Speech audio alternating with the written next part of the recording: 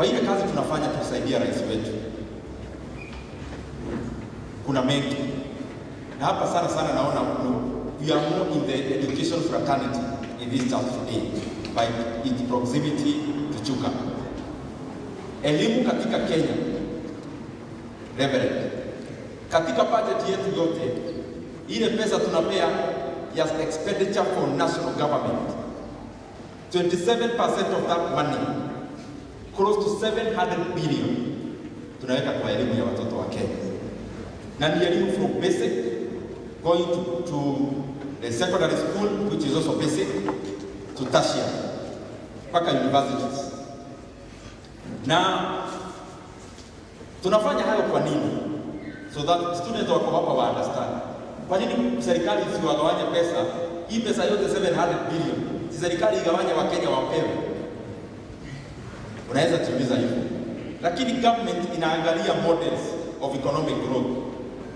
Na wale watu ambao wanafanya uchumi hapa, you know the model that is current, the recent, the modern economic growth model ambayo inatumika kwa nchi mingi.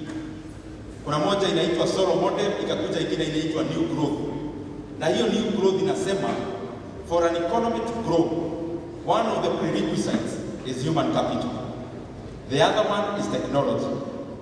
Na hiyo model inasema hata ukifanya maneno ya miundo msingi, barabara na zile zingine, the only thing that enhances output per person in a country is education, is technology, is knowledge transfer.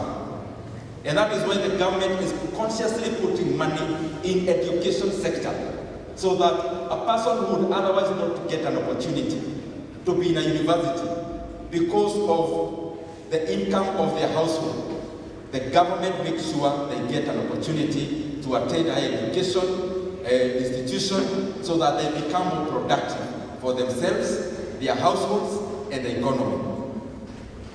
Na katika pia hiyo tunasikilia heri, kwa sababu tunataka hata tukijenga maneno kwa institutions, the soft part of education is whether you afford school fees. And that is why we capacitate higher education loans board, number one in terms of scholarships, but also loans, so that we have, even those who get an opportunity, they have sources ya kujimaintain wakiwa universities and other institutions. Mnajua kwa hiyo period ambayo tumekuwa katika elimu, tumepeana pesa ya kuajiri walimu 56,000. In the budget we are making now, tumeweka pesa ingine TSC, an extra 26 billion. Ambayo tunachukua wale interns tulichukua hapo awali, huwa 26,000 in number. Wale wako wengi katika JSS, tumeweka pesa wapewe permanent and pensionable terms in the next year.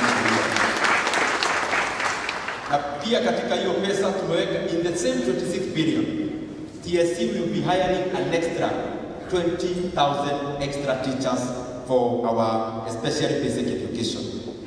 Na kwa hivyo Reverend, I can actually tell you for sure, wale walimu wanasomea Chuka University, and I'm saying that with certainty, wale wanasomea in all the other universities and colleges, kuna walimu hata wamegraduate 1 year ago who are already at a TSC.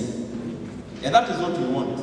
Unajua hapo awali watu walikuwa wanafikiria ukisoma walimu unaweza kosa kazi kwa muda mrefu, especially wale wanaenda in our secondary schools.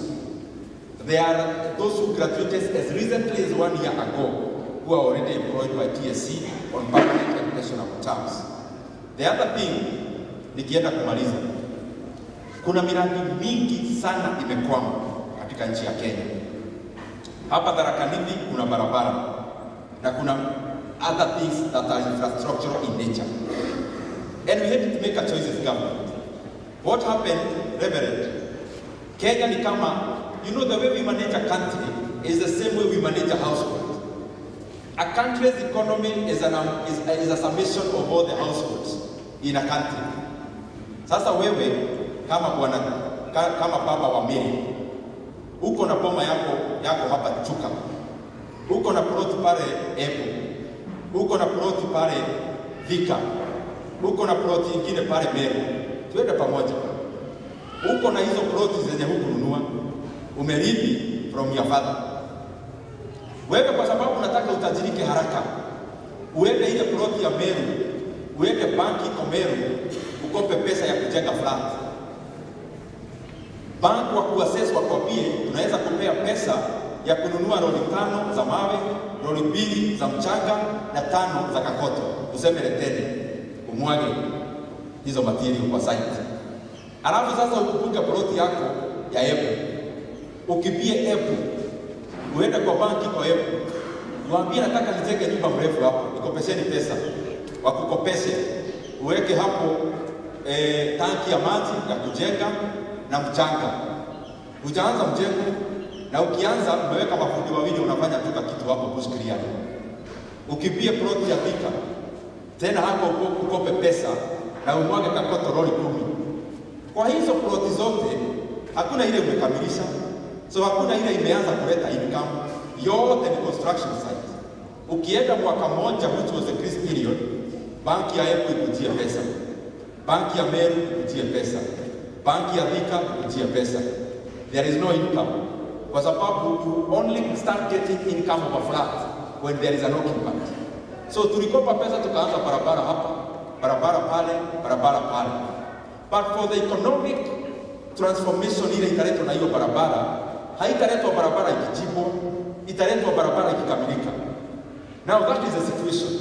So we have to assess that we have to take a few projects, we complete them, then tuende na hiyo namna. Kwa sababu hata kwa hawa wadosi wetu wa Kenya, barabara ni barabara kama imekamilika. Sio kama imechibwa, ni kama imekamilika. Kama ni mjenzi yuko pale Chuka University, ile library imekwama, sio library, is a construction site. It only becomes a library when it is complete and there are books and comrades are already learning. So as many sites as possible we could have, there is no utility the Kenyan people are deriving from a construction site. They start deriving utility when a project gets completed, and that is what we want to do. And I also want to assure Chuka University and all the other universities in Kenya, we know there is a problem in terms of infrastructure. There is no single university, and I can say that as the chairman of budget, there is no single university in Kenya without a construction site, which is either stalled or behind schedule. So we are looking for ways ya kusaidia all the universities, because previously they used to get money from self-sponsor. Nowadays almost all the students are government sponsored. So the other source of income is no longer there. So the library in Chuka University, the science park, which is incomplete, like all the other universities, including EBU, including KU, including UON, including Meru, I want to assure you it is our obligation, and we'll make sure that all those facilities get completed through the exchequer by offering budget to our universities. Ya mwisho kabisa, mimi najua Reverend alihubiri, gavana wa Hii. Alikuwa anasema saa ingine wa Kenya wanasema uchumi ni mbaya. Si mimi nasema, ni Reverend. Reverend said, let me put it that way, kwa sababu kamera ikiwa hapa inaweza kata pahali inataka. Reverend said that watu wanasema uchumi ni mbaya. Na tena Reverend akasema anaenda barabara anaona magari kubwa watu wanaendesha. Sasa anashangaa uchumi hii ni wapi? And I agree, every view is good. If you ask me, last year Kenya grew by what percent? 5.6%. Was it impressive? Yes. Why? It was the 29th fastest growing economy in the world. Is the price of basic commodities coming down? Yes. How do I know? I buy them. How much was sugar 1-2 years ago? Over 200 shillings. How much is it now? A fraction of that. That is a fact. Inflation last month was 5.7%. In the month of March, 5.7%, way even below our own benchmark as a country. These things are not done at zinaanguka tu. Mimi nataka nishukuru the policies rais wetu walikuja nazo. Bila tuliingia akasema kama ni subsidy iende kwa mkulima. Kama ni uchumi, we build the base, not the roof. When you build the base, it is sustainable. Na ndio maana mnaona ukiangalia uchumi wa Kenya unaenda juu 5.6%. This year tunatarajia itakuwa 5.7%, higher than China. Our currency is gaining. against all the other major currencies. Ukiangalia inflation is coming down, which is a good thing kwa sababu bei ya bidhaa inakuja chini. All these things are done out of a conscious, deliberate decision making. And there is even better good news. Na mimi napongeza rais wetu ya kwamba kutoka leo hii Sunday mafuta, bei ya mafuta inashuka sana leo.